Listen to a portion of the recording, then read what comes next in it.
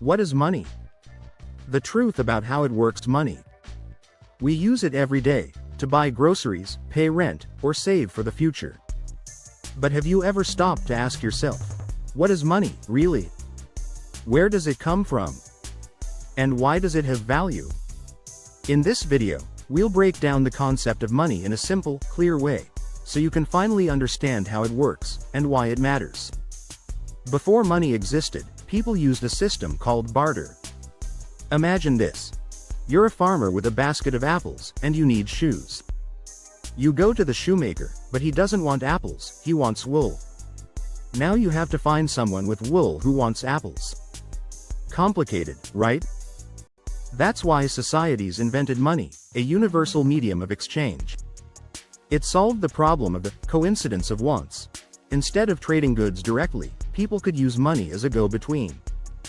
This made trade faster, easier, and more efficient. Over time, different things were used as money: shells, salt, cattle, even large stones. In ancient Rome, soldiers were paid in salt. That's where the word salary comes from. Eventually, gold and silver became popular because they were durable, divisible, and rare. Then came coins and paper money, issued by governments. But here's the twist. The value of money doesn't come from the paper or metal itself, it comes from trust. We believe a €100 bill is worth €100 because everyone else believes it too. Economists define money by its three main functions. First, it's a medium of exchange. You can use it to buy and sell things. Second, it's a unit of account. It helps us measure value. For example, we know a coffee costs €10 and a laptop costs €3,000. Third, it's a store of value. You can save it and use it later. If you earn €1,000 today, you can spend it next week or next year. Good money has certain qualities. It should be durable, not rot or break, portable, easy to carry, divisible. You can break it into smaller units, and hard to counterfeit. Today, we use different types of money: cash, physical coins and bills. Bank money, the digital numbers in your account. Central bank money, issued by national banks like the European Central Bank or the National Bank of Romania.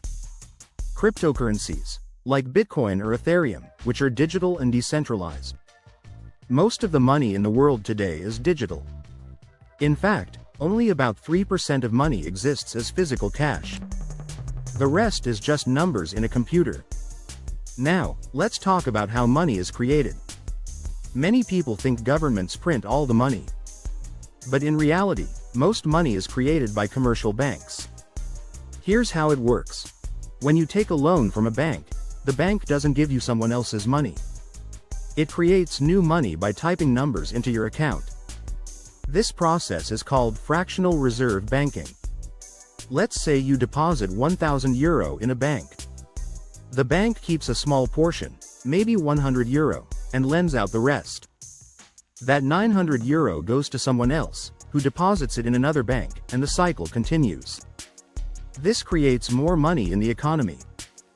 This system helps fuel economic growth, but it also creates risks, like inflation and financial bubbles. That's why central banks monitor and regulate the money supply. So, what gives money its value? It's not gold or silver anymore. It's trust. Trust in the government, the banking system, and the economy. If people lose that trust, like in times of hyperinflation, money can become worthless. A famous example is Zimbabwe in the 2000s. The government printed so much money that prices doubled every day. People needed wheelbarrows of cash to buy bread. That's what happens when trust in money disappears. On the other hand, countries with stable institutions and responsible monetary policies tend to have strong, reliable currencies. In conclusion, money is more than paper or numbers. It's a system built on trust, rules, and human behavior. Understanding how money works is the first step toward financial freedom. In future videos, we'll explore how to manage money, avoid debt, and build wealth, step by step. If you found this helpful, don't forget to like, subscribe, and share. This is Plan B, your guide to smarter money.